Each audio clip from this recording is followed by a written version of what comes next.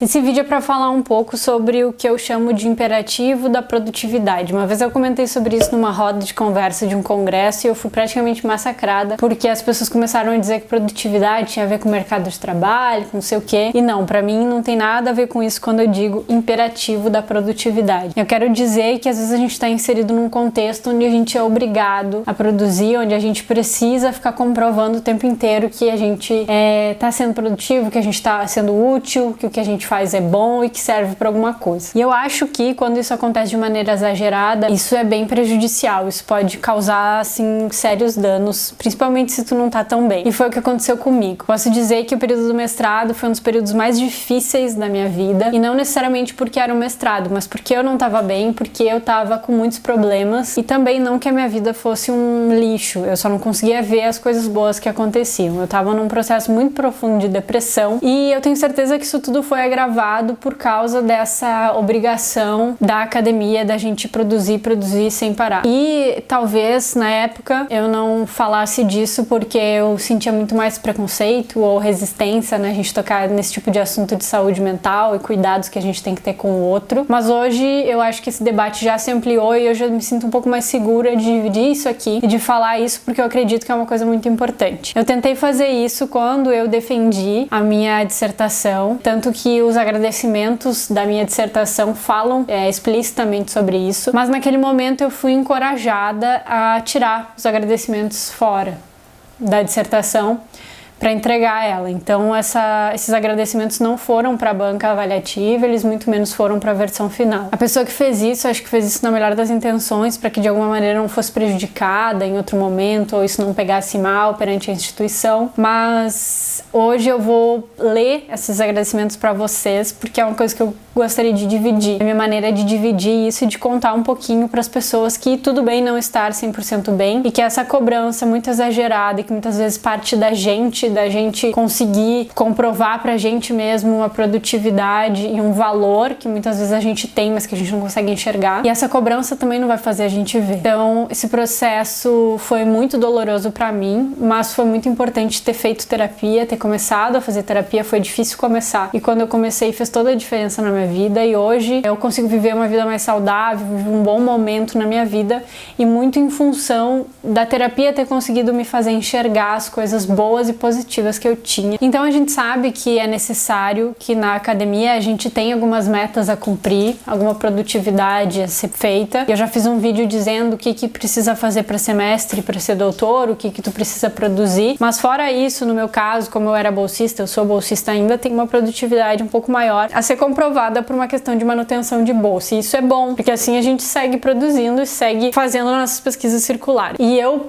por sorte, eu tô num grupo de pesquisa com pessoas incríveis, pessoas muito legais. A minha orientadora é uma pessoa que é minha amiga, ela é muito legal e ela não é desse rolê de ficar tentando gerar essa competição, essa competitividade entre os pesquisadores que cercam elas, independente do nível, seja um bolsista de iniciação científica ou um doutorando, sabe? E isso é muito especial. Então eu acho que talvez isso bateu muito mais forte em mim, porque eu tava num momento complicado e essa cobrança por produtividade me fez muito mal. Essa competição, essa necessidade de falar difícil, de ser cabeção e de dizer que é importante. Teve uma situação assim que me abalou muito, que eu fui fazer avaliação de feira científica, uma feira enorme que a gente tem aqui, que é a Mostratec, uma feira internacional, uma das maiores do mundo, acho que é a maior da América Latina, talvez. E eu vi colegas meus, mestres, ou estavam estudando ainda, estavam no mestrado ou estavam no doutorado, cobrando de adolescentes de 17 anos que eles tivessem leituras e tivessem uma noção assim muito além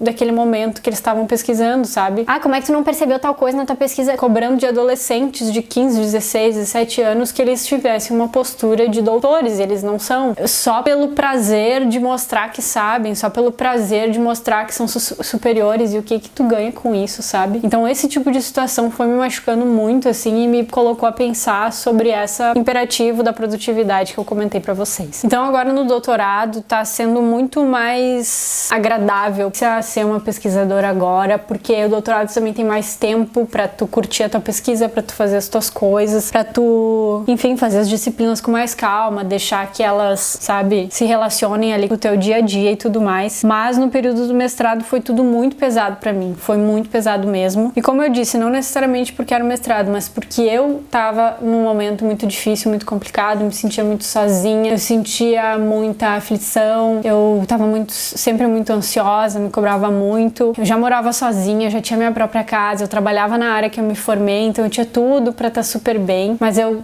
mesmo assim tinha vergonha das roupas que eu usava para ir trabalhar, eu tinha vergonha da minha casa, que não tinha rodapé na parede, eu não conseguia estar feliz com aquelas coisas todas que eu já tinha conquistado até ali na minha vida. É uma situação realmente que eu não desejo para ninguém, é por isso que eu falo que se tu não estiver bem, procura um profissional, busca fazer terapia, se não tiver condições de pagar por esse serviço, busca um serviço de atendimento gratuito que tem por aí, tem vários projetos que podem te ajudar, que realmente é uma situação que eu não desejo para ninguém. Era muito difícil e chegou um momento que eu já não sentia nada, nem angústia, nem dor, nem tristeza, nem nada. É só como se eu fosse em cinzas por dentro, como se eu tivesse apagado, alguém tivesse desligado um botão em mim e nem nada me fazia sentir coisa alguma, sentimento algum, nem bom nem ruim. Mas obviamente, né, performando que estava tudo bem e que tudo ok, porque a gente nunca quer preocupar ninguém. E hoje eu vejo que se talvez eu tivesse dividido isso com alguém, se eu tivesse falado sobre isso, não teria sido tão duro enfrentar isso sozinha. E eu enfrentei sozinha porque eu achei que isso era um problema meu, que só dizia respeito a mim. Não consegui enxergar à minha volta pessoas que queriam o meu bem, que poderiam ter me ajudado, como aconteceu quando eu resolvi dividir. E aí comecei a melhorar, e aí as coisas começaram a mudar. Tô melhor pra seguir pesquisando, tanto que essa produtividade hoje não me incomoda mais tanto. Ou eu aprendi a lidar com ela de um jeito a não me cobrar tanto também. Então, como eu falei pra vocês, eu fui aconselhada a tirar os meus agradecimentos da minha dissertação, porque eles foram considerados um pouco fortes. Poderiam não bater bem, tanto pra banca de avaliação, ou quanto pra instituição, que talvez podia sentir que eu tava criticando ela, enfim, não é nada disso. Era minha tentativa de dividir, de contar pras pessoas isso tudo que tava acontecendo comigo e a dor que eu tinha por dentro. Isso me emociona um pouco. O tema que eu pesquisei na minha dissertação também foi um tema bastante pesado e que pessoalmente grave pra mim,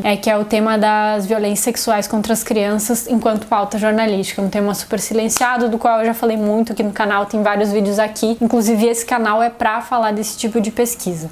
Mas obviamente isso também acabou eu acho que me impactando, né? Tanto que quem tava lá no dia da minha banca de defesa viu o fiasco que foi, em alguma medida, a minha apresentação, porque boa parte dela eu fiz chorando. E eu não sei chorar, só chorar. Eu berro, eu grito, eu soluço e meu choro é muito fiasquento. Então foi desse jeito que eu apresentei a minha dissertação de mestrado, chorando muito. Foi muito louco, assim, porque eu chorei muito. A minha orientadora perguntou: tu quer parar um pouco, quer descansar? Eu falei: se eu parar agora, eu nunca mais vou continuar. A banca foi super compreensiva, espero que eles não tenham me aprovado por pena do quanto eu chorei, mas eles viram que aquilo realmente me emociona muito, é um tema muito pesado. Dito isso, vou pedir licença agora para ler então esses agradecimentos que foram retirados da minha dissertação. Então lá vamos nós. Agradecimentos. As marcas forjadas em sofrimento permanecem com mais força.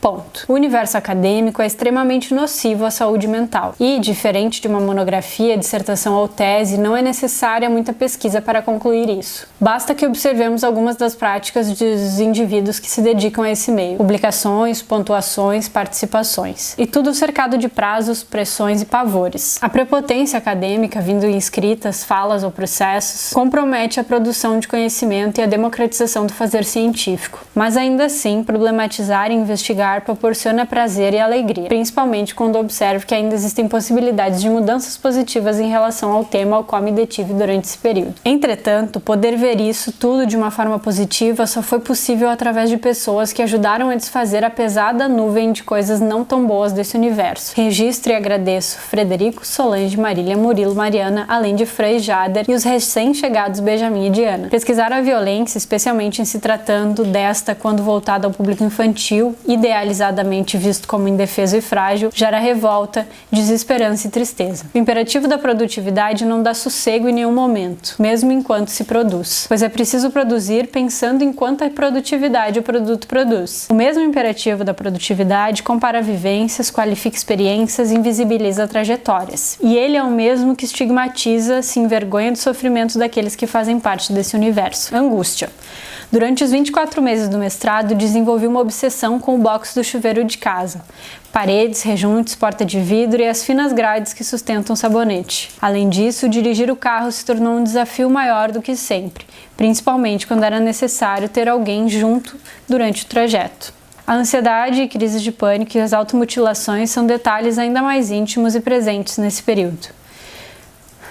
Não aceitar convites para passeios com amigos, não poder celebrar momentos importantes com familiares ou desmarcar compromissos de última hora nunca teve como principal motivo os compromissos do mestrado, mas a impermanência do bem-estar motivada por ele.